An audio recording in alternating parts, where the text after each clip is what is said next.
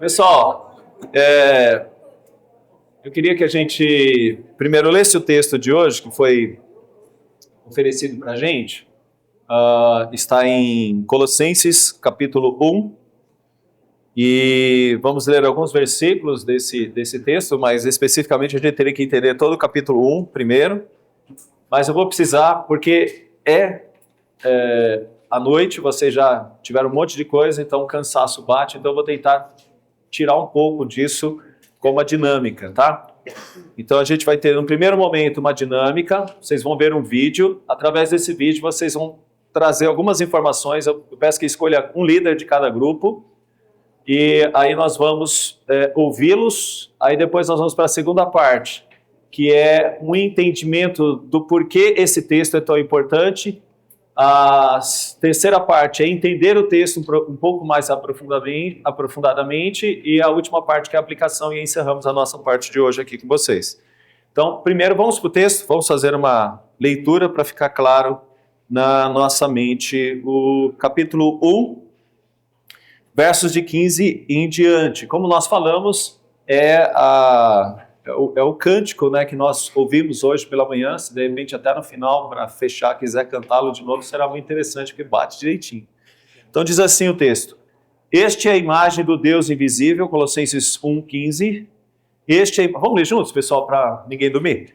Este é a imagem do Deus invisível, o primogênito de toda a criação, pois nele foram criadas todas as coisas nos céus e na terra, as invisíveis, sejam tronos, sejam soberanias, quer principados, quer potestades, tudo foi criado por meio dele e para ele, e ele é antes de todas as coisas, nele tudo subsiste.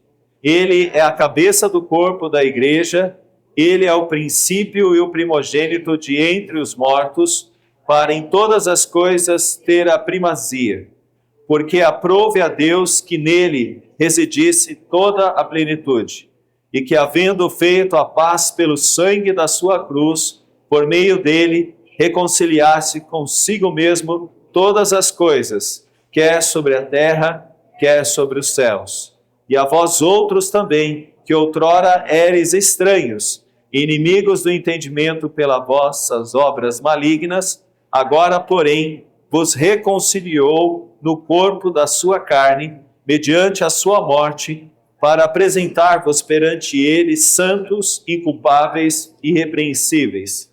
Se é que permaneceis na fé, alicerçados e firmes, não vos deixando afastar da esperança do evangelho que ouvistes e que foi pregado a toda criatura debaixo do céu, e do qual eu, Paulo, me tornei ministro. Senhor, mais uma vez, Senhor, tão somente o Teu Santo Espírito instrua todos nós com esse texto e nos faça entender, ó Pai, o problema da autonomia humana e o quanto isso é prejudicial para a nossa fé.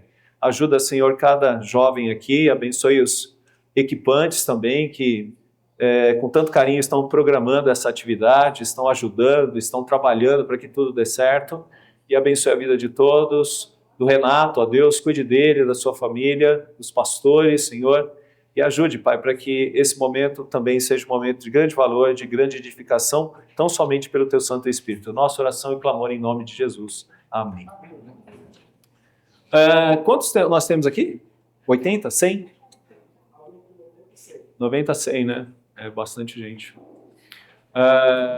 Vamos fazer aí grupos de 10? Já tem grupos separados? Já? Então separa o grupo, vamos fazer, faz umas rodinhas, tá bom? Pessoal, vamos fazer o seguinte, eu acho que fazendo as rodinhas talvez fique difícil para ver, então vamos ver o vídeo primeiro, e aí depois a gente faz as rodinhas, tá bom? O Cauã trabalhou arduamente à tarde, ele fez altos cálculos, junto com o Gustavo, eles foram firmes, eles não fizeram nada à tarde para deixar esse vídeo passando redondinho para vocês. Então, uma salva de palmas para os caras aí. Parabéns, é muito bom se sentir seguro com uma equipe como essa.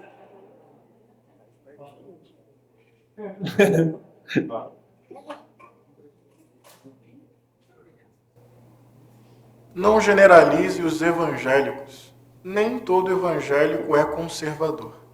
Existe um setor fundamentalista, extremista, com poder político, econômico e midiático. Esse setor representa um risco à democracia, aos direitos humanos e à diversidade. Um tipo de religiosidade violenta, que não escuta, não dialoga, baseada no confronto, não no encontro. Existem por aí uns coronéis da fé, mercadores da religião, que lucram e enriquecem às custas do sofrimento do povo. Existem por aí uns fiscalizadores dos corpos, mais apegados a uma doutrina do que ao amor e à dignidade humana.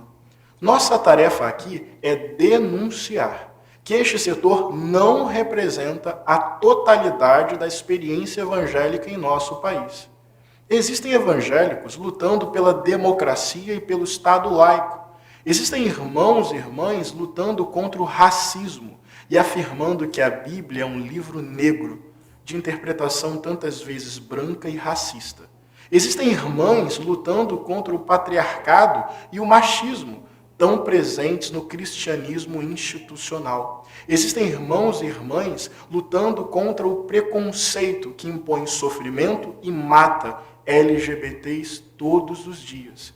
Existem irmãos e irmãs que, a partir da sua fé, lutam por terra, moradia, direitos, cidadania, o pão de cada dia. Nessa espiritualidade evangélica, tem muito de povo, de favela, de periferia, de resistir a partir da fé para existir em uma sociedade tão desigual. Mas nossa tarefa aqui também é denunciar que o fundamentalismo não tem nada a ver com Jesus. Veja bem, Jesus foi pobre, da periferia, andou com os miseráveis e excluídos da sua época, condenou o acúmulo de riquezas e venceu preconceitos históricos. Jesus foi preso, torturado, humilhado publicamente e assassinado pelo Império Romano, a pedido de uma elite religiosa que o considerava desviado e herege.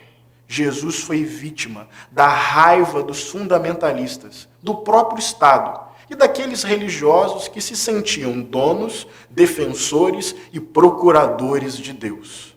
Portanto, afirmar a memória e a vida de Jesus é desmontar esse castelo fundamentalista e resgatar o sentido mais generoso e acolhedor do Evangelho. Fazer isso também é importante, especialmente em nosso tempo, para defender a democracia, celebrar a diversidade, enfrentar os discursos de ódio e afirmar uma prática de amor, e o amor como prática. Não generalize os evangélicos. Nem todo evangélico é conservador. Vamos bancar esse debate? Vamos furar esse bloqueio? Vamos contar aqui nessa coluna as histórias generosas e subversivas de Jesus Cristo de Nazaré.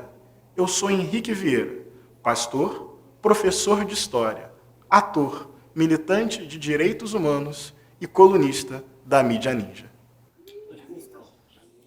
Ok, pessoal?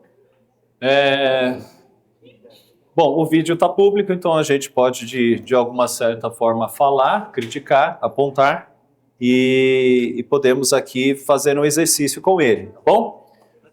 E eu quero dizer a vocês que há uma conexão desse vídeo com o texto que nós lemos, e é isso que eu quero que você entenda no final dessa mensagem, tá? Qual é a conexão e por que podemos fazer essa conexão e como isso tem uma aplicabilidade para todos nós. Então, o que você vai ter que fazer, tá bom? Vocês vão ter que conversar entre vocês, podemos dar aí uns 10 minutinhos, Renato? Conversar entre vocês uns 10 minutinhos, tá? E eu queria que cada um de vocês apontasse para o líder do grupo que vai falar o que tem de mais e o que falta no vídeo com relação ao sola escritura ou à palavra de Deus. O que tem de mais ou o que está faltando. Mas você vai fazer isso à luz de uma comparação, quer dizer, como que nós entendemos o que ele está dizendo à luz da palavra de Deus. O que tem de mais e o que está faltando no que ele disse, tá bom? Então, daí nós vamos ter uma crítica. O que tem de mais, ou seja, por que é tantas vezes falado o que ele falou, em alguns momentos ele repete várias vezes, mas o que está faltando, esse é um ponto fundamental que eu creio que você vai poder nos ajudar, trazendo uma informação como alguém que está pensando, está fazendo desse lugar um lugar de pensamento, de reflexão. Então, o que está faltando num vídeo como esse? Porque talvez esse vídeo influencie tanta gente e algumas pessoas não estão conseguindo entender o que está faltando, principalmente o que está faltando. Então é isso, vamos lá? Então, nós temos aí um vídeo que tem uma visão que está sendo trazida para a sociedade e a gente gostaria de ouvir de vocês o que vocês entenderam e a máxima é o que tem a mais, mas o que está faltando do discurso desse pastor, tá bom? Então, primeiro, quem pode vir primeiro? Grupo 1. Grupo 1, vamos lá. Seu nome? Elisa? Diz, o nome dela é Elisa. O nome da minha filha é Elisa. Muito legal. Ah, entendi. Pessoal, vamos ouvir a Elisa. Não? Então, o que as meninas falaram no final foi que ele só criticou, ele fez uma crítica ali, mas ele não usou exatamente a palavra. Então, uma coisa que elas acharam que ele podia ter falado, tipo, na verdade que ele que teria refutado ele, o que ele falou, é que ele foi contra a palavra quando ele falou que devemos apoiar os gays, que no texto que a gente leu hoje de manhã fala, justamente em Romanos 1, 26 e 27, fala que os homens, né, homens com homens, enfim. E aí, elas falaram também que essas ideologias que ele falou, né, porque ele falou muito de que existem cristãos, feministas, não sei o quê, né, essas ideologias veem o problema, mas oferecem a solução errada. Todas elas têm no centro a questão do orgulho, e o orgulho, né, tá errado, portanto, não é condizente ser cristão e feminista, cristão e apoiar os gays, enfim. Porque tudo isso é Cristo mais alguma coisa, quando a solução é só Cristo. Foi isso que elas falaram, mais ou menos, é isso. G1 dos meninos. G1 dos meninos, cadê o João Marcos?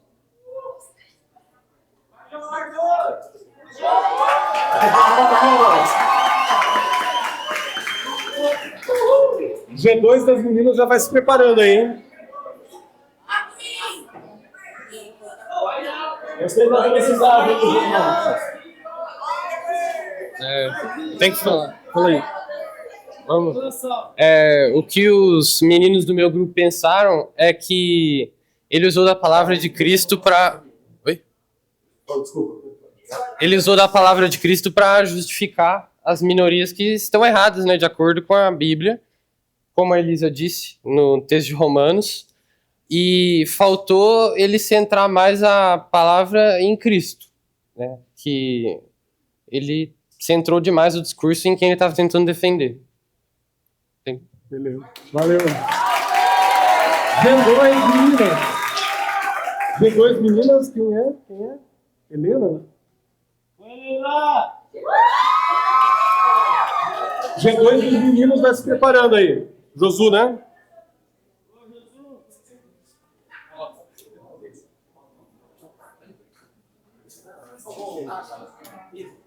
Gente, então, a coisa principal que a gente falou com as meninas lá foi que o que faltou muito no vídeo foi a base do que ele estava falando. Então, tipo, ele só citou um monte de coisa e não tinha nenhum embasamento bíblico, ele não explicou qual que era o versículo, o que significava. E que também, nas coisas que ele falou, estava centrado no homem e nas coisas, tipo, culturais, sociais, e nada não foi cristocêntrico, né? Foi isso que elas falaram. Não tô vendo ninguém.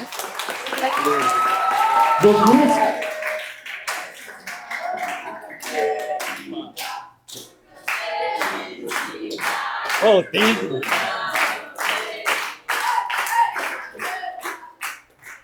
Bom, a gente conversou, os meninos falaram de exatamente isso sobre não ter citações bíblicas e tirar informações sem muita base. E o que ele acrescentou foi tentar juntar com o evangelho, com a palavra, uma narrativa de luta, né? Uma luta de classes, aí, uma coisa mais oprimido opressor que não cabe na Bíblia, né? Ele tentou colocar trazer uma narrativa para a Bíblia que não é verdadeira. Só isso. Valeu. B3, meninas. Mário. As meninas também trouxeram a questão que a gente em nenhum momento teve um embasamento, então não foi citado em momento algum do vídeo, onde foi tirada aquelas ideias, ou propriamente a palavra. Outra coisa também que elas falaram foi que muito disso as pessoas basicamente se baseiam e se identificam nessas ideologias. Então as ideologias estavam ali como identidades e que como se o cristianismo ele fosse um alvo direto às pessoas e não ao pecado. Então elas defenderam bastante essa ideia de que como cristãos a gente não odeia o outro por aquilo que ele é, mas a gente é contra aquilo que ele pratica, o pecado no caso. B3 dos meninos. Eu vou pular a parte da Bíblia, que eu acho que todo mundo comentou, mas a gente discutiu sobre que falta considerar a soberania de Deus na pobreza. Parece que o pobre escapou do plano de Deus e a gente tem que consertar. Ficou traçada uma linha tênue entre fruto do espírito e um ativismo social. Ou seja, eu estou fazendo isso porque é uma ação do governo que eu preciso fazer para os pobres serem menos pobres, ou porque é algo que flui de um coração transformado que ajuda o próximo, né? E principalmente faltou Cristo, especialmente o Cristo Redentor, o Deus, porque ele foi apresentado só como um modelo social, moral. Esqueceu de falar que o Cristo que andou com os pobres também chamou Mateus para ser seu discípulo, um coletor de impostos, e também jantou com Zaqueu, que é um rico. Que ele salva tanto o rico quanto os pobres, e que ele deu cidadania para os pobres para morarem no reino de ruas de ouro. Ele esqueceu de considerar a vida para além daqui, só considerou aqui. É isso. G4 dos meninos. Acho que é da Carol, né? Como é? Tá normal? Tá funcionando? Já tá funcionando? Tá funcionando?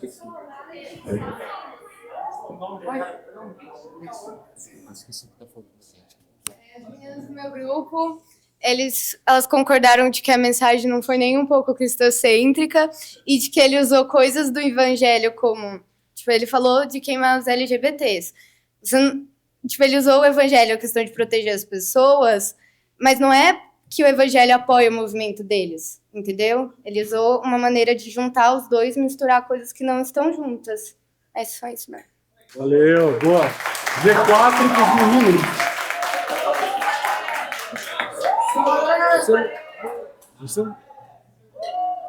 O pessoal falou no meu grupo foi que não teve nenhuma base bíblica, né? O que ele falou, ele não citou nenhuma base e fugiu completamente do que Cristo realmente é, apresentando ele como uma figura política, ou que alguém que luta pelos direitos sociais dessa forma como ele apresenta.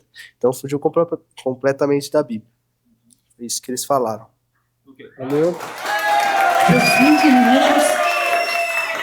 G5 das meninas. Quem? Elisa? Outra Elisa.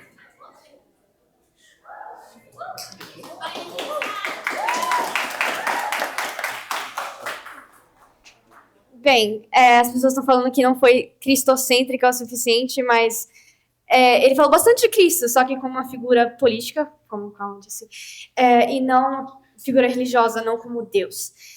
Ele também não teve base bíblica, nem lógica, porque ele não definiu nenhum termo, e não usou o contexto histórico certo para o termo fundamentalista, o que feriu muito o argumento dele. Ele Pera, tem anotações. Segura pra você. Ele também citou demais democracia para uma religião que fala sobre como Deus é supremo sobre todas as coisas. E enquanto a democracia é boa como sistema político na Terra, não é condizente com a linguagem que Deus usa. Porque Deus é supremo em todas as coisas e não o povo. Então, Aê. V5 dos meninos. V5 dos meninos.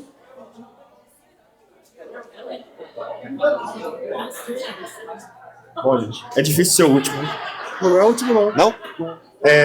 Eu não quero repetir muito. 2 argumentos principais do nosso grupo foi que o primeiro, que ele faz uma distinção em algum momento do vídeo, que ele diz que doutrina é ruim e ele põe isso em oposição ao amor. Quando, na verdade, a gente vê que uma coisa só pode fluir da outra no cristianismo, que a boa doutrina leva aos atos de caridade, ou o que ele chama de caridade. E o segundo foi isso, que parece que esses atos sociais, que podem ser boas coisas, como combate ao racismo, democracia, ou, mais voz das mulheres em algum grau, porque são coisas boas, mas ele toma isso não como consequências do cristianismo, mas como princípios. Então ele aceita essas coisas e depois ele acha uma religião que concorde. Então o problema foi aquilo que a Elisa falou, primeira Elisa, de que ele ama Deus, Cristo e algo mais. E se você ama algo mais, você não ama inteiramente a Deus, porque não ama aquela coisa por meio dele, né? Então acho que é mais uma coisa de inversão lógica e tentar fazer um cristianismo que caiba às suas idolatrias ou ideologias. Acho que é isso. Valeu. V6 das meninas. E nas ninjas.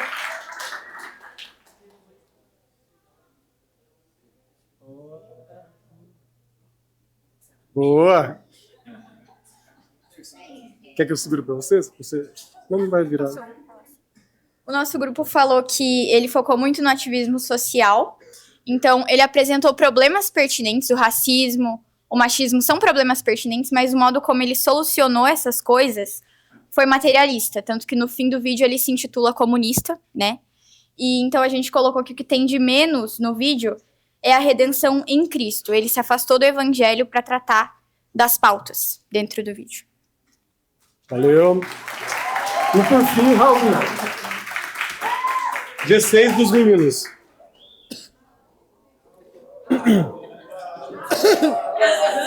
Já passei por isso. Nossa, ligou. Bom, ele falou no vídeo que o que faltava de menos. Desculpa um pouquinho. O que faltava de menos era literalmente uma. Calma aí, deixa eu lembrar. Não, o que falou demais, que eu lembro que falou demais, foi numa visão muito terrena sobre Cristo. Ele viu Jesus Cristo como mais uma figura histórica, uma pessoa humana, e esqueceu de falar literalmente que Jesus era filho de Deus. Ele é literalmente Deus encarnado aqui na Terra. É isso.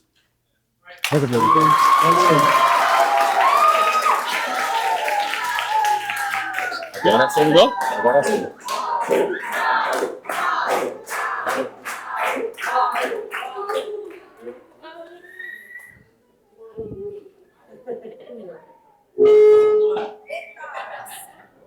Pessoal, parabéns, viu? Saio daqui com uma impressão maravilhosa, muito boa. Parabéns a vocês, viu? Muito bom. Conseguiram fazer uma leitura, tirando os pontos interessantes que a gente realmente também combate, né? Questões como uma desvalorização das mulheres, aspectos ligados ao machismo, a questão do racismo. Realmente tem coisas que a gente precisa se preocupar. Mas realmente faltou coisas importantíssimas e num discurso como esse não cabe pecado, né? Pecado é uma palavra que é um pecado. Então a gente percebe que falta, por exemplo, Jesus Salvador da alma, Jesus Salvador para a eternidade, e vocês conseguiram registrar bem isso. E parabéns, ficou muito bom. Eu fico imaginando como é que foi o discurso. Eu li aqui alguma coisa muito joia, né? Tem coisas boas aqui. E eu tenho certeza, se vocês fossem escrever alguma coisa do que vocês viram hoje à noite com vocês, eu acho que sairia um texto muito legal e seria muito bom. Então todo mundo vai fazer uma redação agora, 10 minutos. Brincadeira. Pessoal, terminando aqui, vamos fazer a nossa concentração, tá bom? O que eu quero mostrar para vocês e o que isso tem a ver com o texto que nós lemos hoje, tá bom? Mitologia grega, tá? Então vamos lá, rapidinho, tá bom? Rapidinho. Bom, porque quase todos os cursos se estuda mitologia. Em quase todos os cursos acadêmicos é importante estudar mitologia. Simples, porque a mitologia ela tenta trazer desde os antigos uma forma de compreensão do mundo, da vida, das coisas a respeito da tentativa de encontrar sentido nas coisas. E os mitos, de alguma forma, quando são discutidos, eles esbarram na filosofia, que é a busca por um entendimento da vida, a política, como que nós devemos viver em sociedade, a arte, como nós expressamos aquilo que pensamos, e ao mesmo tempo até a própria forma de religião. Aquilo que nós vimos na manhã, ou seja, cada pessoa, de alguma maneira, é um ser religioso.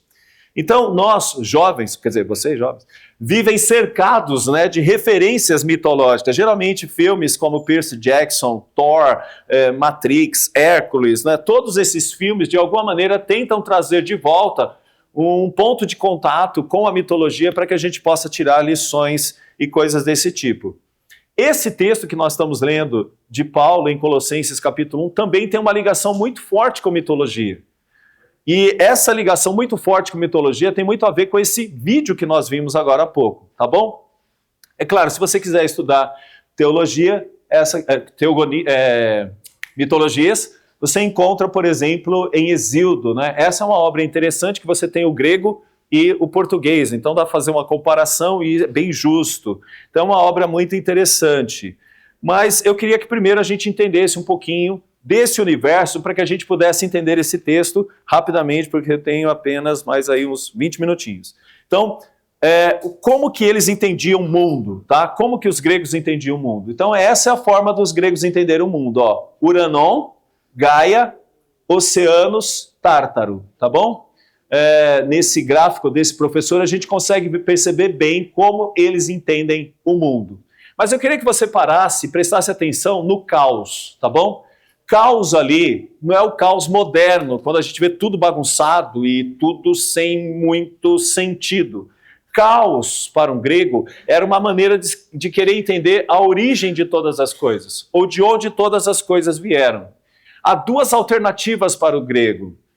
Ele entender que o caos era alguma coisa, ou seja, já uma matéria que estava toda desorganizada, ou eles teriam que entender que o caos era algo que não poderia se definir e você não teria como denominar. Então são dois caminhos para os gregos. Ou algo que você não consegue definir, determinar, ou alguma coisa que já existe e por já existir, de uma certa forma se organiza e se transforma em alguma coisa. Por que é importante esses dois pontos? Simples. Porque se você acreditar no primeiro, você vai trabalhar uma linha mais teológica. Ou seja, o caos é algo que você não pode definir, ou um ser, ou alguma coisa que não tem como definir. É mais teológico. Mas se o caos é uma série de coisas que depois de um certo tempo se auto-organizou, então você está entendendo, como alguns gregos entendiam, que o mundo, na verdade, é resultado de uma auto-organização e o mundo começou a ser por meio dessa auto-organização. E nessa auto-organização entrou-se uma hierarquia. Essa hierarquia se trabalha por essa auto-organização que gerou algo eterno, e desse algo eterno surgiram Uranon, Gaia, Oceanos e Tártaro. Então, do caos surgiram Uranon, Gaia, Oceanos e Tártaro. Essas são as duas linhas possíveis, e essas são as duas linhas discutidas até hoje em filosofia, do tipo de pensamento que os gregos tinham. Esse tipo de pensamento, que trata de algo que já existia e se organizou, bate com a maioria das outras religiões, inclusive as hindus. Elas também acreditavam que, na verdade, tudo que existe surgiu de uma auto-organização da matéria. E o que é importante isso para a gente? Qualquer pessoa que trabalhe uma linha evolucionista também entende que a matéria se auto-organizou. Como, por exemplo, o Big Bang. É uma auto-organização da matéria. Leis, gravidade, condensação, e de algo que se tornou uma espécie de explosão, surgiram coisas, poeiras cósmicas que depois de um certo tempo, se condensaram e se tornaram sopas cósmicas e forças cósmicas que se depois transformaram em esferas que giram em torno de vários e vários lugares, chamado galáxias, e isso gera o universo, e dentro dessas galáxias, em algum lugar, gerou uma força mais ainda condensadora, e que dessa força surgiram micro-organismos, esses micro-organismos se desenvolveram, se transformaram em coisas, chegou até nós, como nós somos. Então, essa visão é uma visão também muito próxima dos gregos. E por que esse texto tem a ver com o texto que nós estamos lendo de Colossenses? Porque os Colossenses, que é uma igreja interessantíssima, porque não foi Paulo que plantou de novo essa igreja, quem plantou essa igreja foi Epáfras, que foi um discípulo de Paulo e que provavelmente participou daquela escola em Éfeso. Paulo, durante um tempo, fez uma escola de missionários em Éfeso e ele aproveitava o período mais complicado do dia, que não tinha condições das pessoas usarem a classe, que era o período de grande calor, e ele usava aquele momento para discipular algumas pessoas. Essas pessoas plantaram igrejas, como a de Colossos e de Laodiceia. E Epáfras, que é o seu discípulo, ele vai até Paulo, que está preso, Paulo está preso em Roma, e ele fala uma coisa assim, ó, chegou um grupo lá na nossa igreja, na nossa região, e eles estão pregando umas coisas interessantíssimas que estão gerando grandes dificuldades para nós. E eu preciso da sua orientação para saber como tratar desse tipo de doutrina que está lá na nossa igreja em Colossos. Ele vai dar uma lição a Epáfras, e essa lição deve ser passada tanto para Colossos como para Laodiceia. Laodiceia é uma carta que provavelmente se perdeu, porque também ele deveria passar também essa lição para os de Laodiceia. Então o que nos resta é entender a lição que ele passou para o grupo que estava em Colossos. E quando nós olhamos para o texto, a gente vai perceber que essa doutrina está influenciando com uma série de coisas estranhas. Dentre elas, uma informação que tem a ver com o pensamento grego, e podemos dizer grego-romano. Então, rapidamente, entendendo esse tipo de pensamento grego-romano para chegar aqui no texto de Colossenses, tá bom? Então, primeiro havia o caos, e do caos surgiram coisas, como Gaia, Tártaro, Eros, e esses deuses que formaram todas as coisas. O que é importante da gente entender é que Gaia, ela gera Urano. E com isto começa uma espécie de união do filho com a mãe. E nessa série de união do filho com a mãe nasce titãs. E esses titãs são chamados de Cronos, Oceano, Hiperion, né, os ciclopes, os hecatôncrios, e seres que vocês conhecem já estudando mitologia, e esse não é o ponto que nós gostaríamos de trabalhar. É importante dizer que Urano, ele odeia os seus filhos, principalmente aqueles que são chamados de defeituosos. E é por isso que os gregos tinham sempre uma preocupação quando nascia uma criança defeituosa. Ou essa criança era jogada para o exílio ou era morta, porque vem dessa cultura. Com isso, né, os filhos de Urano com Gaia ficam meio que amedrontados, porque o seu pai, o Urano, é uma espécie de grande vilão. Até que surge um cara que vai nascer dessa relação de Gaia com Urano, chamado Cronos. E Cronos geralmente é conhecido assim, ó. Quem lembra? Lembra o que pra gente? Tem uma visão de anjo, parece um anjo. Mas mais do que um anjo. Morte. Sabe por quê? Cronos controla o tempo. Então ele pode deixar o tempo continuar, mas ele pode acabar com o tempo. Ele tem uma foice, e essa foice é feita de adamantio. Já ouviram falar disso? Entendeu? Trabalhei isso aqui muito para chegar até aqui. Você está entendendo? Então, essa foice, ela vai ser muito importante, porque ela vai cortar as partes íntimas de Urano. Porque aí vai acabar com a maldade de Urano. E quem vai entrar no lugar de todos os poderosos deuses? Não é mais Urano, e sim Cronos. Mas você pode falar, mas, reverendo, até onde está entrando aí essa história com Paulo e os colossenses? Vamos explicar mais um pouquinho, tá bom? Isso gera a Era de Titãs, e na Era de Titãs, né, nós temos um Deus que ele se destaca de todos os outros deuses, né? E que Deus é esse? É Zeus. Zeus, ele vai derrotar... Pode passar um pouquinho mais? Isso, pode passar, né? Vamos passar mais aqui. Pode passar? Aqui é uma longa história, não tenho tempo para falar pelo... Aqui é uma espécie de genealogia, né? Isso, genealogia. Então tá aqui, Urano, o céu, depois terá filhos, Gaia, né? Uranus, montanha, tal, Gaia, ok. Tá bom? Aí o Tártaro, que é o submundo, como a gente viu lá na ordem, né, do mundo, você tem os céus, você tem a terra, você tem o oceano e você tem o submundo que está embaixo do oceano. Ok, passa um pouquinho mais. Erebus, né, que é as trevas, as próprias trevas. Nix, que é a deusa da discórdia, né? Você tem outras também. Hipnos, que é o sono. Thanatos, que é a morte. Ok, um pouquinho mais. Eros, que é a força que reúne tudo isso, que é a força do amor, né? Essa questão do amor. E basicamente esse aqui são os filhos, né? Desse relacionamento dos céus com a terra, nasce todos esses filhos. Isso explica muita coisa da terra. Visão, lua, memória, justiça, água fresca, né? Crios, Japeto, mortalidade, oceanos, céus, conhecimento, Hyperion, luz, Cronos, tempo, ok. Aqui são os filhos que são odiados por Urano e eles são jogados para dentro do útero de Gaia.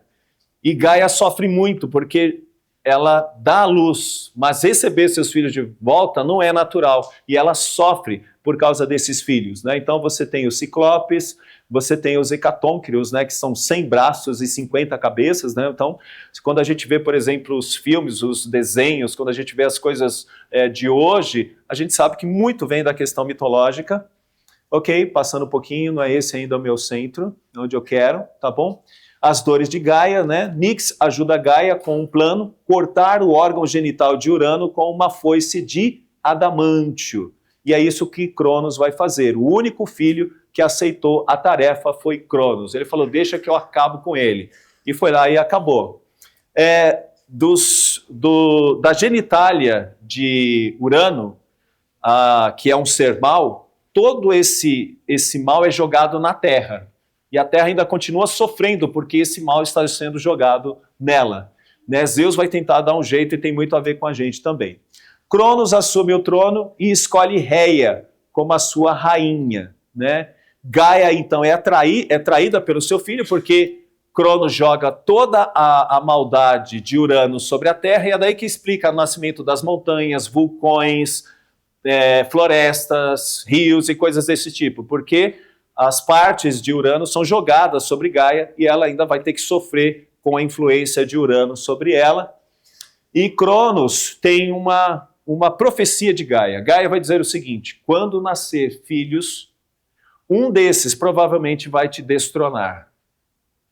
Provavelmente vai te destronar. Então o que faz Cronos? Quando nascem os seus filhos, ele come, né, os seus filhos. Pode passar um pouquinho, né? E aí você tem os filhos de Cronos. Hestia, Lar, Deméter, que é agricultura, Hera, que é casamento, Hades, que é inferno, e Poseidon, que é os mares, tá bom? E esses deuses depois eles vão controlar essas áreas, né? Eles vão ser reis destas áreas. Zeus, então, o que ele faz? Né? Ele vai ser liberto da morte. A mãe dele vai dar uma pedra para Cronos, Cronos vai engolir essa pedra como se estivesse comendo Zeus, e Zeus se livra. Ele fica durante muito tempo escondido em Creta, ele vai ficar lá em Creta, escondido, né? Até ele crescer e bolar um plano para destronar Cronos. Ele vai bolar esse plano junto com a ajuda de alguns deuses e inclusive daqueles que estão sofrendo no útero de Gaia, né? Então ele vai fazer um grande plano. Então ele é criado, né, por Gaia na ilha de Creta e ele se prepara para destronar Cronos. Como que ele vai fazer isso? Tá? Bom, o encontro de Zeus com Metis, a deusa da saúde e da prudência. Metis é a filha de Tétis com o oceano. ela o ajuda com o plano de destruir Cronos. O que ela faz? Como ela é a deusa da saúde, a deusa da medicina, ela prepara um elixir que teria que ser colocado na bebida de Cronos, para que Cronos, ao beber isso, passasse mal. E mais, quando ele passasse mal, ele vomitaria. Ele vomitaria quem? Os seus irmãos. Então, Cronos vomitaria os seus irmãos. Então, Têmis, a deusa da justiça, também ajuda. Por quê? Porque seria justo libertar os seus irmãos da maldade de Cronos. Vamos lá. Zeus procura mais aliados. Ele vai até onde estão os seus, podemos dizer assim, tios, e ele vai lutar contra essa deusa que é chamada de Kemp. Ele sai ferido, mas ele liberta os ciclopes, e os ciclopes dão para ele 3 armas. 3 armas. Quais são as armas? Quem se lembra? Quais são as armas? Raios, um tridente e um elmo. Que são as armas que vão ser usadas por quem? Poseidon e por Hades. E Zeus vai escolher, é claro, os raios, né? Os raios. Então, daí, pode passar? A gente não tem tempo. Há uma rebelião contra Cronos. Essa rebelião é chamada de Guerra dos Titãs. E nessa Guerra de Titãs, ele tem do seu lado os Ciclopes e os Hecatônqueros, para enfrentar aqueles que estão do lado de Cronos. Pode passar? A gente não tem muito tempo. Essa guerra é chamada de Titanomaquia. Ela dura 10 anos. Uma guerra entre os deuses do lado de Zeus e os deuses do lado de Cronos. Observe isso. Toda a mitologia grega, que dá base, inclusive, para o nosso entendimento das coisas hoje, porque para entender as coisas a gente usa muito da teologia grega, ela está totalmente enfadada a uma cultura humana, tão somente humana. Os deuses são, na verdade, representações humanas, né? Tão somente humanas. Mas eu quero que você entenda aquela história do caos aí, tá bom? Entenda essa questão do caos. Pode passar um pouquinho? Nike, só volta lá um pouquinho. Nike, quando a gente usa um tênis Nike, alguma coisa assim, a gente não sabe que está usando um tênis que, na verdade, é de uma influência grega. Nike significa uma deusa que dá vitória. Entendeu porque o nome do tênis é Nike? Porque dá vitória, né? Porque a Nike foi a responsável por uma carruagem, a ideia de uma carruagem, entendeu? Por isso que aquele símbolo se parece, é uma espécie de biga, e aí Zeus ele vai atacando Cronos e os seus inimigos, sobrevoando, jogando raios, tá? Quem ajudou isso foi Nike, que é a deusa da vitória, tá bom? Vamos lá. Zeus e Hades, Cronos e Atlas. São os dois que sobram dessa guerra. Todo mundo pancada pra caramba, tá todo mundo mal, e fica uma guerra entre dois, tá bom? Do lado de Zeus, o Hades. Poseidon já levou uma surra, já tá meio caidão lá do lado. E do outro lado você tem Cronos e Atlas. Vocês se lembram de Atlas? Ninguém mais usa Atlas, né? Isso, se lembra? O que é um Atlas? É alguém que depois dessa guerra ficou sobre um castigo. Qual é o castigo? Segurar a terra sobre as suas costas, tá? Bom, batalha final, titãs são jogados no submundo, Atlas é castigado, deveria carregar o mundo nas costas, e Cronos fica no submundo. Os hecatônqueros são colocados para guardar as portas. Agora é que é importante isso. Cronos ele fica no submundo e por hora ele sai. Por que ele sai? Para acabar com o nosso tempo. Então, quando alguém morre, significa que Cronos está dando uma voltinha na Terra e acabando com o nosso tempo, tá bom? É a morte. Ok. A divisão fica mais ou menos assim. Zeus é espertinho, ele pega uns palitinhos e fala o seguinte, quem tirar o palito maior fica com a parte melhor, que é o Uranon. Quem tirar uma parte não muito boa, o Uranon tem a ligação com o Uranon e com Gaia, né, com a Terra e os céus, porque ele é amigão de Gaia. Então, daí ele fica no Olimpo controlando todos os outros deuses. Quem tirar o médio fica no oceano. Poseidon tira o médio. né? Mas eles já tinham combinado, tanto o Zeus com o Poseidon, você fica com o maior e eu fico com o médio. E o pequeno ficou com quem? Hades. Hades é um cara revoltadíssimo, porque ele foi o último na guerra e sofreu muito para a guerra. Só que enganaram ele. E ele ficou com o Hades, que é onde só tem gente ruim, é onde só tem gente péssima, né? As pessoas ruins estão todas lá, que são os amigos de Cronos. Então por isso que Hades é um cara revoltado. Tá? Bom, aí nós temos o mundo depois homérico. O que é o mundo homérico? O mundo homérico é o mundo dos homens que vão viver à margem dos deuses. E eu não tenho muito tempo para explicar isso para vocês, mas eu quero só explicar rapidamente uma coisa.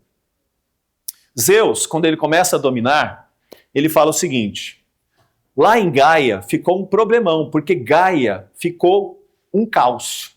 Tudo errado, tudo bagunçado, o mundo ficou tudo maluco lá. Tem montanhas, tem vulcões, tem um monte de coisa feia lá. Eu quero 2 semideuses que vão organizar Gaia. Esses 2 semideuses é chamado de Prometeu e Epimeteu. Ele pega esses 2 semideuses e coloca no mundo para se tornar jardineiros do mundo. O que eles deveriam fazer? Organizar o mundo. Criar seres que pudessem viver na água, seres que pudessem viver na floresta, seres que pudessem viver nos céus e organizar em árvores, montanhas, lagos e assim fazer do mundo Gaia um lugar organizado. Tirando toda a sujeira de Uranon. Toda a sujeira de Uranon, eles vão pegando e colocando numa caixa. Pandora. Só que o que eles fazem é o seguinte, olha, ficou legal, o jardim tá bom, tá 10, ó, ficou da hora, essa cascata aqui ficou muito boa, chamada Foz do Iguaçu, ficou linda, mas a gente precisa de alguma coisa a mais para deixar o rio legal, para deixar o mundo legal. E alguém que possa dominar tudo isso daqui como os deuses fazem. Aí eles montaram algumas coisas do barro e ficou um negócio assim. Aí eles pegaram e falaram, o que a gente vai fazer? Isso está gravado, né? Eu quero que corte essa parte, senão não vou processar, tá bom? E aí o que eles fazem? Eles fazem o seguinte, olha, vamos organizar isso aqui e vamos colocar um ser para dominar tudo isso aqui que é parecido com deuses. E quem são esses seres? Vamos chamar um tal de homem, Antropos, e coloca o homem lá. Só que quando eles organizaram, a voz dele era mais ou menos assim, né? E o jeito como eles eram, ou seja, era tudo meio esquisito. Aí o que eles fazem? Eles fazem o seguinte, a gente precisa melhorar. A gente precisa de alguma coisa que dê sentido. Onde a gente vai encontrar? Chamaram quem? Atenas, que é a deusa da sabedoria. Atenas, na verdade, era um homem. Mas Zeus também recebeu uma profecia de que um dos filhos dele estaria dominando o lugar dele. Ele teria que transformar esse homem em uma mulher. Então o que ele faz? Ele come Atenas. E Atenas é engolida por ele. Só que Atenas é tão forte que fica no cérebro dele. Aí o que ele precisa? Diante de tanta dor, levar uma tremenda de uma cacetada na cabeça. E ele leva a cacetada. E da cabeça de Zeus nasce uma pessoa super inteligente e sábia. Atenas. Que não nasce como um homem mais, mas agora nasce como uma mulher. Então não será o herdeiro, porque é uma mulher, e ela não vai poder tomar o lugar dele. Atenas, de uma certa forma, tem algo contra Zeus, mas disfarçadamente. E aí, quando Prometeu e Epimeteu estão construindo o homem, ele fala assim, olha como é que ficou esse negócio. Ela fala assim, temos uma solução. Zeus, para ser Zeus, ele recolheu uma luz eterna que vem do caos. Essa luz é que vai dar sentido se vocês colocarem ela no homem, porque ela será a imagem e semelhança dos deuses. Essa pessoa será a imagem e semelhança dos deuses. Prometeu sobe e junto com Epimeteu, eles pegam e roubam o fogo divino e colocam no homem. Esse homem que era feio, que era estranho, que era meio esquisito, se torna um Deus. Bíceps, tríceps, quadríceps, quinquíceps e todas as coisas. Só que Zeus fica uma fera com isso, porque ele soube que houve algo que erraram, enganaram ele. Então ele vai fazer o seguinte: cada um dos meus irmãos agora vão me ajudar a fazer um ser. E ele colocou o ser, e o ser também era muito esquisito. A voz era esquisita, o jeito era esquisito. Então ele chama Afrodite, e Afrodite faz a beleza da mulher. E ele chama Hermes, que era alguém que falava. Então você vai colocar uma voz bonita nela, uma voz que conquista, uma voz que chama a atenção dos deuses e dos homens. A voz da mulher. A voz da mulher chama a atenção dos deuses e dos homens. E ele vai criando, falando, agora deixa comigo. Chegou para Epimeteu e falou assim, ó, isso aqui é um presente que eu estou dando para vocês por causa do grande cenário que vocês fizeram, que é tão bonito e que é tão belo. E ela vai ajudar a enfeitar. Prometeu chega para Epimeteu e fala assim, cuidado, Zeus não dá ponto sem nó, tem alguma coisa errada aqui. E aí o homem se encontra com a mulher e se apaixona. Só que a mulher, na verdade, é uma armadilha.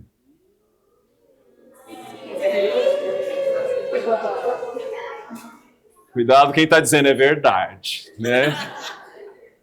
E aí o que acontece? Ela está andando, até que ela chega na caixa. Qual é o nome dessa mulher? Pandora. Ela falou, essa caixa agora vai ser minha.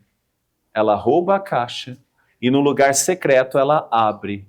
Quando ela abre, toda a maldade de Urano sai e atinge todos, inclusive o homem. E é por isso que se explica por que o homem é tão mau.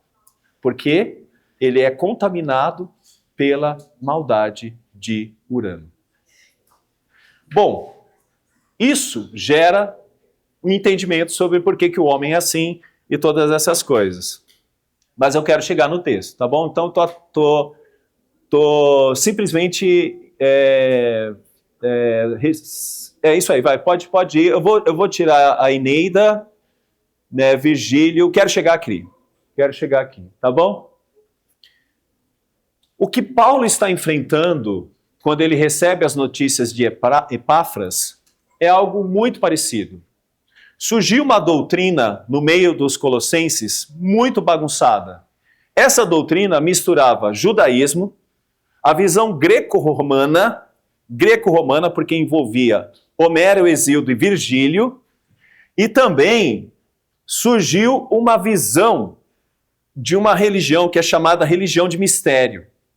E nessa religião de mistério dizia o seguinte, olha, o que Cristo começou foi só um começo realmente. Faltava algumas coisas, precisa de algumas coisas. E nós que somos entendidos, que somos mestres, nós vamos continuar ensinando isso para vocês.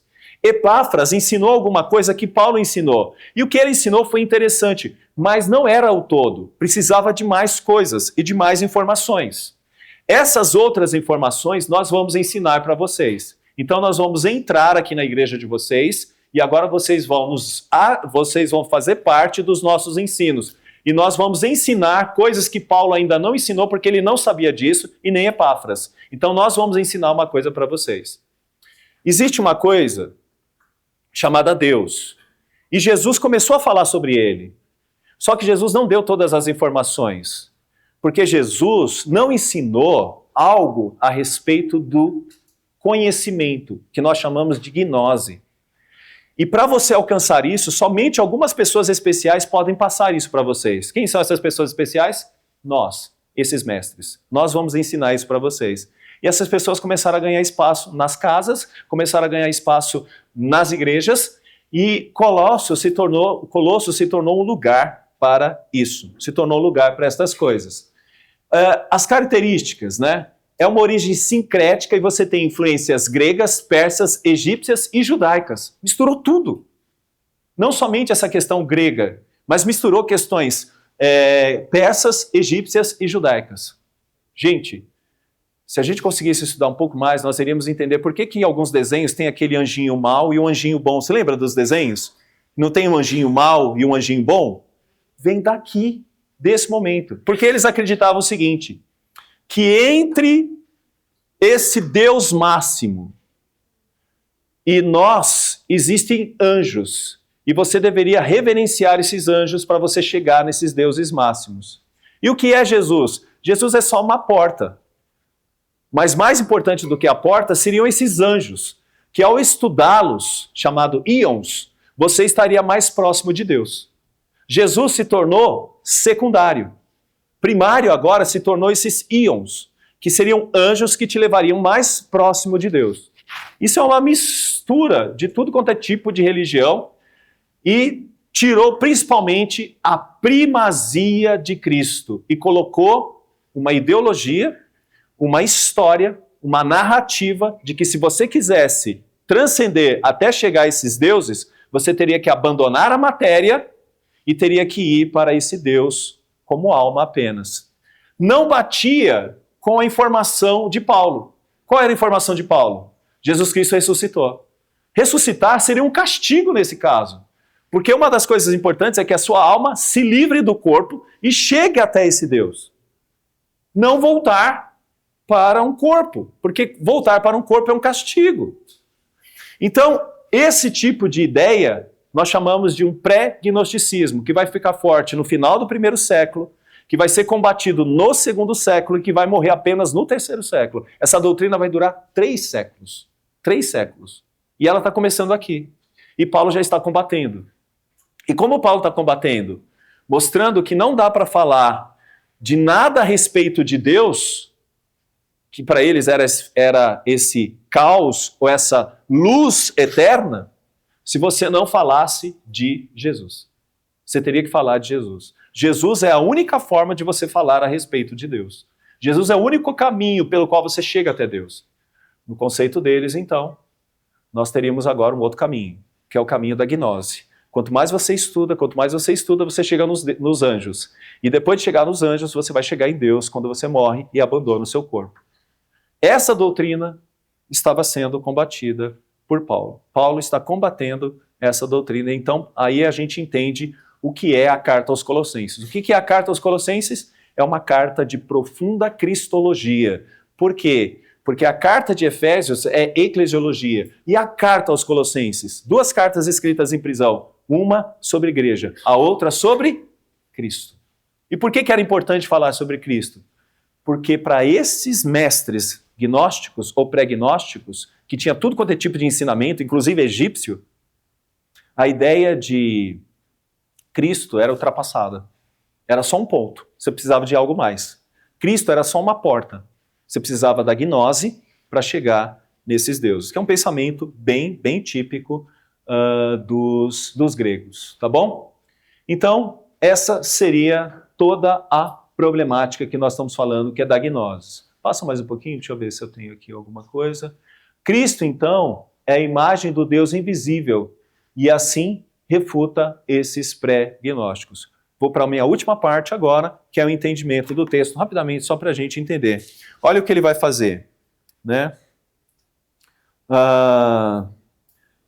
Olha só o verso de número 7. Verso de número 7. Vamos ler juntos, só para a gente não dormir, tá? Segundo fostes... Vamos ler junto, pessoal? O 7? Do 1 de Colossenses. Tá bom?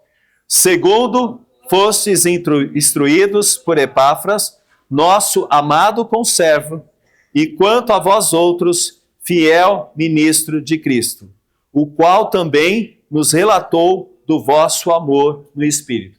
Então, o que ele está dizendo é o seguinte: Epáfras é o mensageiro que deve falar e ensinar a vocês a respeito dos erros que estão acontecendo aí. Ele faz uma oração, versos de 9 a 12. Olha a oração. Por esta razão também nós, desde o dia em que ouvimos, não cessamos de orar por vós e de pedir que vos transbordeis do pleno conhecimento. Pleno conhecimento aqui é gnose. E ele está dizendo, vocês não precisam de um outro conhecimento que não do pleno conhecimento de Cristo. Vocês não precisam de outra coisa, senão do pleno conhecimento de Cristo. Em toda sabedoria e entendimento espiritual. Ou seja, esse conhecimento de Cristo traz toda a sabedoria e entendimento espiritual. Vocês não precisam de mais nada. Cristo é suficiente para vocês.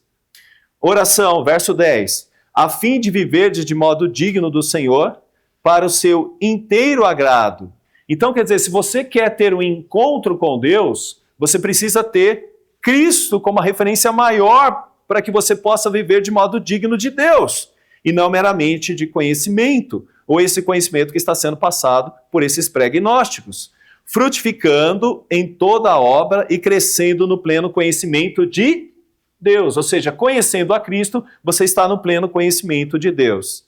Verso 11, sendo fortalecidos com todo o poder, segundo a força da sua glória, em toda a perseverança e longanimidade com alegria. Ou seja, se você tiver isso, você não precisa de mais nada, você já está suficientemente aparelhado para entender que você terá um contato com Deus. Dando graças ao Deus e Pai, que vos fez idôneos, ou seja, você não precisa de mais nada. Você já está em comunhão com Deus. Você não precisa dessa gnose que estão dizendo para vocês. A parte que vos cabe na herança dos santos em luz. Luz é uma expressão muito importante. Volta num gráfico que tem lá, sobre gnosticismo. Tá vendo? Ó, olha o gráfico. Luz é uma coisa muito importante. Ele está dizendo o seguinte, quando você faz esse encontro com os íons, você vai ter um contato com a luz. Ele está dizendo, não, se você tem um contato com Cristo, você já está em contato com essa verdadeira luz, desses santos em luz. Verso 15, pode passar? Um pouquinho mais. Isso, vamos ver aqui, ó. Ele nos libertou do império das trevas e nos transportou para o reino do Filho do seu amor. Novamente, trevas em contraste com luz. Se você conheceu Cristo, você já está nessa luz, não precisa da gnose, no qual temos a redenção e remissão dos nossos pecados. E aqui que entra uma questão muito importante. O corpo foi redimido dos seus pecados. E é isso que a gente não vê de maneira alguma no vídeo. A gente não vê ele falando de pecado. Não pode entrar pecado. Porque também era uma coisa que não entrava na discussão deles. Eles não falavam de pecado. Falavam simplesmente de você transcender. E daí você poderia fazer o que quisesse com o corpo. As imoralidades que aconteciam na época de Paulo eram talvez maiores do que as imoralidades que nós temos hoje. E aí ele vai dizer, olha, no qual temos a redenção, a remissão dos nossos pecados. Verso 15. Este é a imagem do Deus invisível, o primogênito de toda a criação.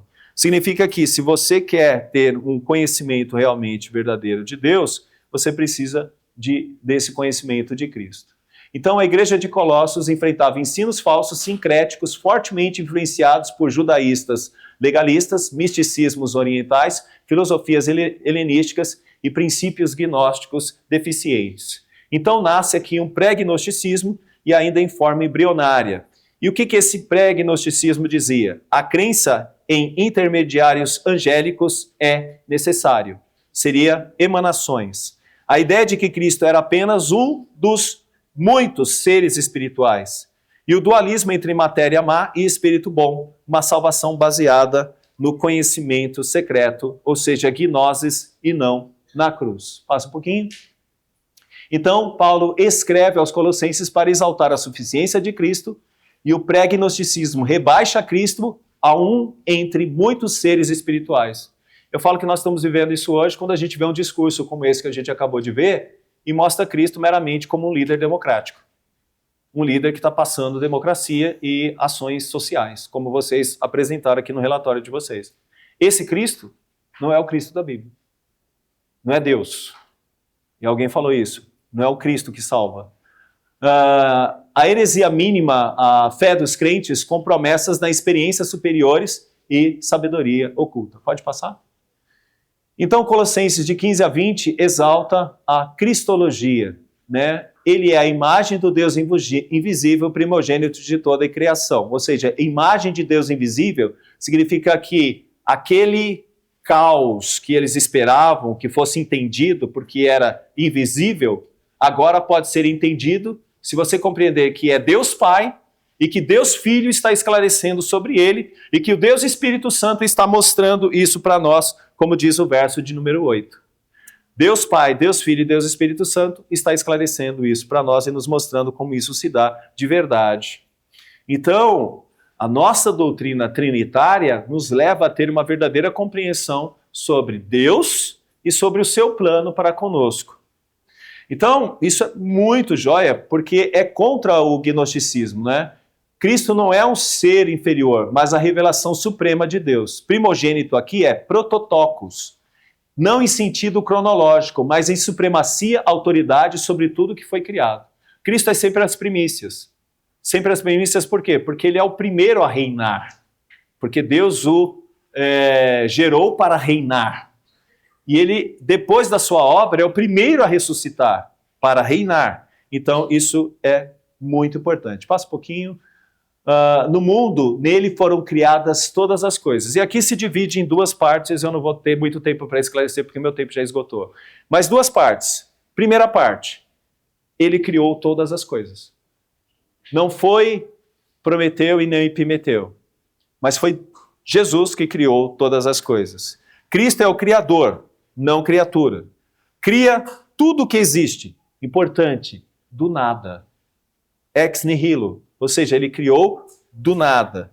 Ele cria tudo, o visível e invisível, inclusive os poderes espirituais, tronos e dominações. Contra a ideia gnóstica de que Cristo era um emanado inferior, ele mostra que Cristo, na verdade, é o quem criou todas as coisas. Ele refuta a adoração aos anjos, no 2,18 isso vai ficar claro, e ele como mediador superior. No verso 17, ele é antes de todas as coisas e nele tudo subsiste. Agora, deixa eu dizer uma coisa para vocês. Isso era uma música que era cantada. Então ele está trazendo a música e dizendo, nós cantamos isso, e vocês estão esquecendo de cantar essas coisas, porque vocês estão sendo influenciados por esses mestres. Agora ele fala da igreja, verso 18. Ele é o cabeça do corpo de Cristo. A supremacia de Cristo se estende à igreja, a autoridade, vida e direção. Não são mestres, mas Cristo é superior e o que ele deixou revelado. Paulo diz assim, se alguém pregar um outro evangelho que não seja esse evangelho que eu estou pregando, que ele seja anátema. E aqui está tendo um outro evangelho. Qual é o problema de um discurso como esse que a gente viu no início? Ele tem até pontos de contato e muitos dos grupos conseguiram identificar isso, que é muito legal. Nós não somos a favor do racismo. E mesmo com questões LGBT, QIA+, nós também somos totalmente contra a violência. E nós não odiamos essas pessoas. Mas nós podemos dizer que algo é errado na criação.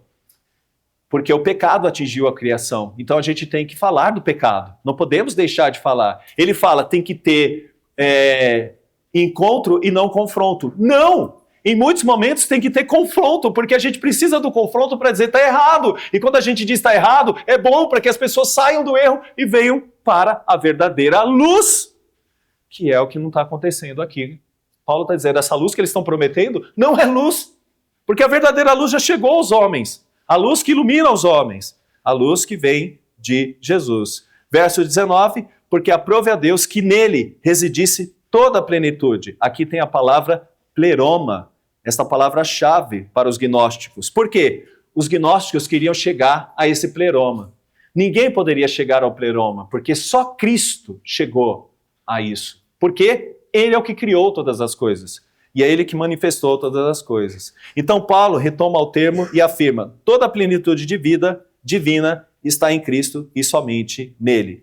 Verso 20, reconciliar consigo mesmo todas as coisas, fazendo a paz pelo sangue da sua cruz. Ou seja, abandonar a Cristo é abandonar essa reconciliação. Se alguém estava abandonando a Cristo, estava abandonando a salvação. Não há redenção sem encarnação e expiação, que é o que não batia com aquilo que os gnósticos diziam. Reverendo Augusto Nicodemos ressalta aqui algo interessante. Cristo crucificado é escândalo para o gnosticismo antigo e moderno, porque é carne. E é interessante porque Cristo é homem e ele é carne. Aplicações, encerrando aqui, que eu estou correndo, vou terminar, tá bom? Aplicações. Centralidade em Cristo. Qualquer ensino que desloque Cristo do centro é herético. Então, qual é o meu problema com o vídeo que a gente trouxe no início? Cristo não está no centro. Alguém disse muito bem, é o homem que está no centro.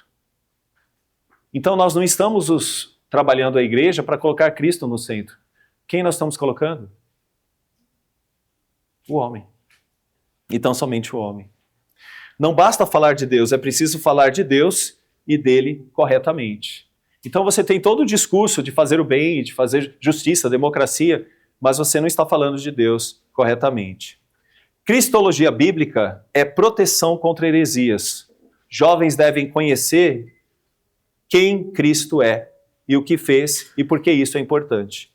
O desconhecimento da cristologia leva ao engano, gnosticismo e aqui, meus irmãos, o que a gente viu no vídeo hoje, relativismo. O que é relativismo? É aquilo que eu acho, é aquilo que eu penso a respeito do próprio Cristo. Isso leva a seitas. Suficiência de Cristo, nada pode ser acrescentado à obra de Cristo ou tirado da obra de Cristo. Cristo veio morrer, mas veio morrer para salvar os pecadores. Então não tenho como falar de pecadores. Em Cristo habita corporalmente toda a plenitude da divindade. Conclusão, a glória de Cristo é a nossa segurança. O gnosticismo antigo tentava roubar a centralidade de Cristo. E eu acho que hoje nós temos um monte de pessoas dizendo-se evangélicas e também estão tirando a centralidade de Cristo. Cristo é supremo na criação, na redenção e na igreja. Cristo é supremo na criação porque ele criou todas as coisas. Na redenção, porque é a única esperança para o homem. E da igreja, ele é o Senhor. E a última coisa que eu gostaria de dizer para vocês, a maior resposta ao gnosticismo não é a lógica nem o debate. É uma visão gloriosa de Cristo como Senhor de todas as coisas. Agradeço demais ter estado aqui com vocês. Desculpa ter passado um pouquinho de tempo, mas parabéns pela concentração que a gente viu desde o início até agora. Saio daqui com as melhores das boas impressões e espero que vocês continuem firmes, porque esperamos que vocês possam nos ajudar a mostrar a verdadeira luz que ilumina o mundo, que está naqueles que são sal e luz da terra. Aqueles que entendem que o rei está aí, Cristo, e ele deve ser pregado como a Bíblia realmente o diz. Não existe um outro evangélico, porque se existir outro evangélico que não seja esse, nós estamos diante de uma grande heresia. Que Deus abençoe a vida de todos e que vocês possam ter entendido que aquela luz ou aquele lugar que os gregos tanto procuravam, nós chamamos de senso de divindade, que só pode ser encontrado na revelação. E a revelação mostra quem é. Deus, o único Deus, que se revela no Pai, no Filho e no Espírito Santo. Tchau. Deus abençoe. Um abraço.